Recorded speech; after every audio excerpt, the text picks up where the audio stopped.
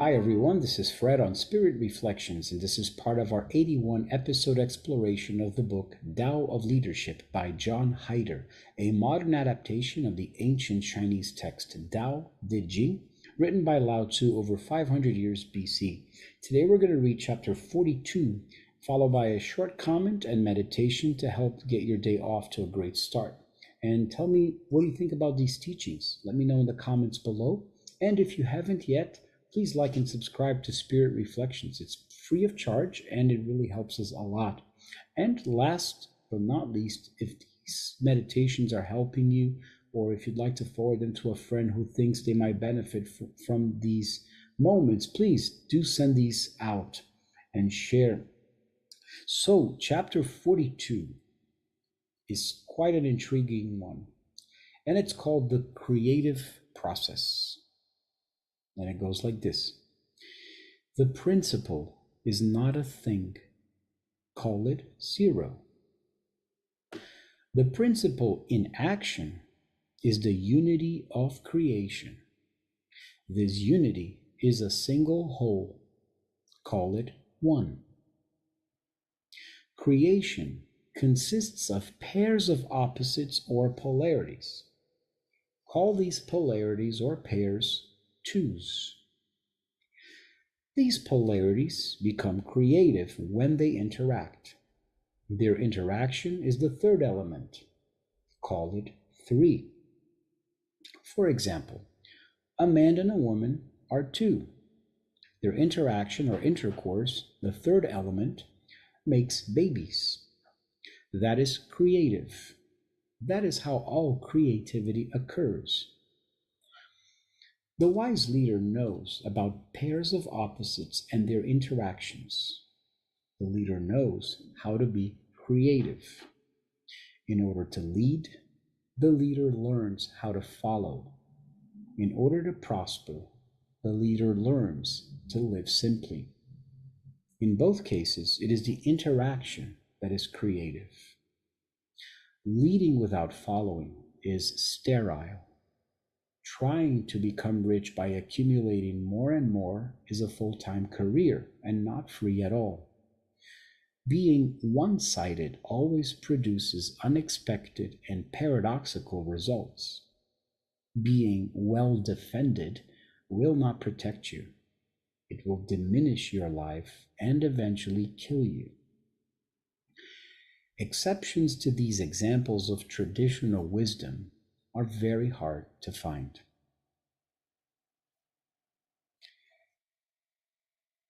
So, from the beginning of this chapter, the association with numbers helps us to get a better understanding. The principle, Tao, how things happen, is not a thing, cannot be defined. So call it zero, as in a neutral zero that is underneath everything in creation. But then when this principle is in action, when it's part of the process of creation, our process that we are immersed in, then that is a unity of creation. Call it one. So when we are one with this single principle in action, when we are co-creating with it, when we are being creative ourselves, and we are connected to this single principle in action, we are one also. And then when there is interaction with other elements in this process, that's the pairs, the opposites, the polarities, which we've read in previous chapters. And any kind of creative interaction will, in this process, these pairs eventually generate a third element. And we can even make an analogy with the Holy Trinity in the Christian tradition. Father, Son, and Holy Spirit. Father, the offspring of the Father is the Son, the creation of the Father while being creative, and the Holy Spirit, the third element, the oneness that binds Father and Son. And in us, the process is exactly the same. We, Father, Mother, one. We are creators. Our offspring are children. our talents, abilities, our works, our deeds, everything that is our legacy outside, as well as everything that we've created within and have been giving to ourselves. That's the creative process within, and being connected to the principle in action, which is this unity of creation, allows us to have this third element, being one with it. So that's a process that's both outward and inward. So the leader, in the process of leading groups and being in constant interaction with others, has to learn how to follow in order to be fruitful, in order to be fertile in the sense of producing this third element, in order to have the connection with the other elements in the group to produce something. The leader that is just blinded by pride, arrogance, vanity, and self-interest won't be able to lead in this fruitful, germinating, fertile way, because it will just be connected back to itself. And as it says here, he gives the analogy of the word sterile. And us just wanting to become rich, desirous of things that are only of the material nature, that further feeds the transient personality, is not free at all. It's not something that is very beneficial in our spiritual nature. And it says here it's a full-time career. It takes all of our time. Another example here is the one-sidedness.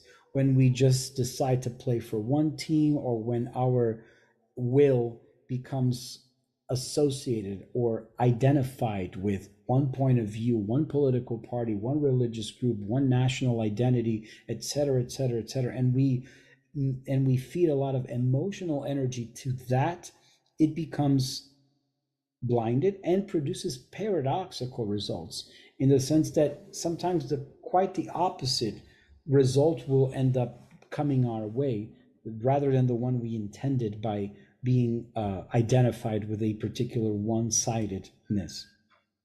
Same idea with being well defended. So out of fear, I arm myself, I erect gates and fences and electrical barriers in order to be more protected. This angst of the fear produces the paradoxical result here, that it says it actually diminishes your life and will eventually kill you. And all of that the chapter is telling us comes from this traditional wisdom that the book is often reminding us to go back to the ancient, simple, wise texts that are present in every tradition in the world, philosophy, religious organizations. The simple traditional wisdom of the ancients is what nourishes us and is founded on this single principle of creation, which he talked about here. So with that, we'll go to our meditation, and I invite you to take a step back, sit comfortably in a chair, or lie down if you prefer. And it's going to be a quick process for us to simply connect with the present moment and allow the cells of our body to reflect and process some of what we read together. And that way we can be more in tune, one with this principle of creation within us, and be able to then produce creative results for ourselves and others. So I invite you to empty ourselves out, relying on the gentleness of the breathing.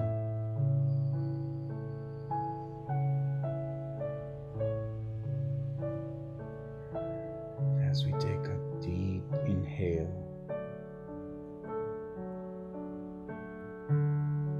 we bring this awareness of learning how to follow, how to yield, how to trust.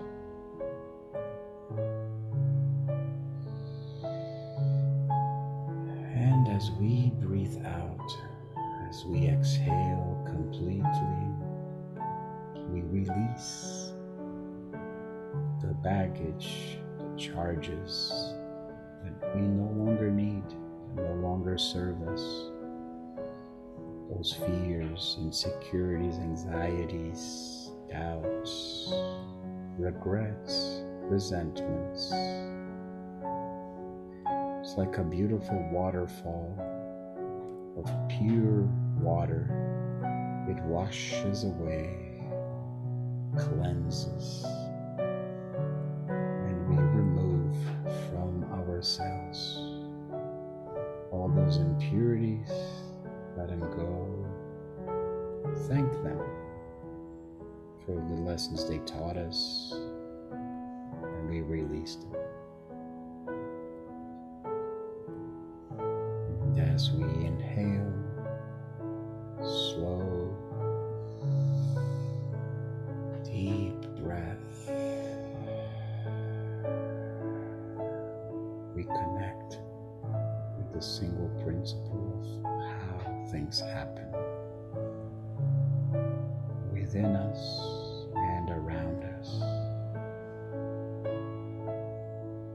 And we make space for ourselves to vibrate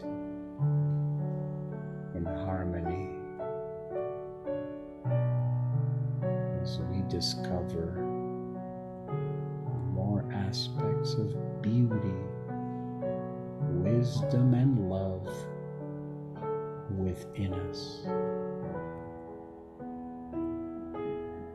And we consciously interact with others in a humble, cooperative way in order to offer these gifts that we discover within to the world in service for our own betterment and the betterment of others in our environment. And with these ideas, we come to a still, restful, grateful, and calm place in our hearts. Whenever you're ready,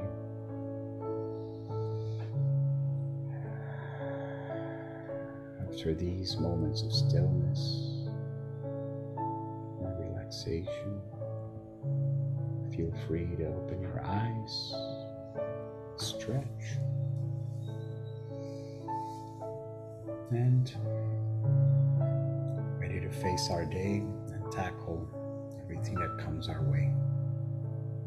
I wish you a great rest of your day.